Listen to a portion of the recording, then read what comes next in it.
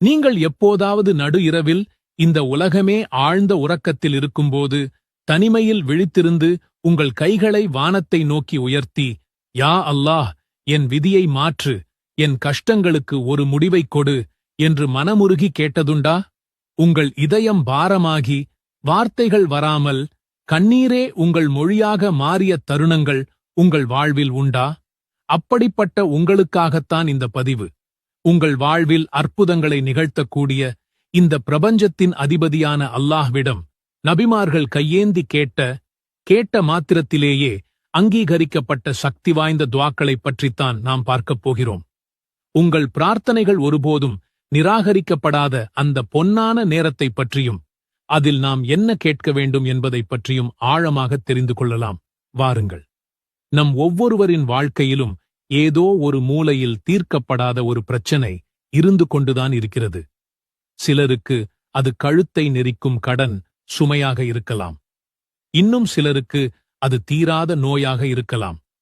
வேறு சிலருக்கு குழந்தை பாக்கியமில்லையே என்ற ஏக்கமாகவும், சிலருக்கு நல்ல வாழ்க்கை துணை அமையவில்லையே என்ற கவலையாகவும், பிள்ளைகளின் எதிர்காலம் என்னவாகுமோ என்ற பயமாகவும் இருக்கலாம். ஆனால் அல்லாஹ்வின் கருணைக் கடலின் ஒரே ஒரு துளி போதும் நம் கவலைக் கடல் முழுவதையும் வற்றச் செய்வதற்கு. அந்த கருணையை அடைவதற்கான ஒரு மிகச் சிறந்த வழிதான் தஹஜ்ஜுத் தொழுகை.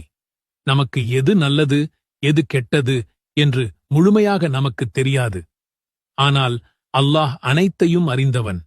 எனவே நம்முடைய குறுகிய அறிவைக் கொண்டு கேட்பதை விட அல்லாஹ்வின் பரந்த ஞானத்திடம் நம்மை ஒப்படைப்பதுதான் புத்திசாலித்தனம். அதற்கான ஒரு அற்புதமான துஆ இது.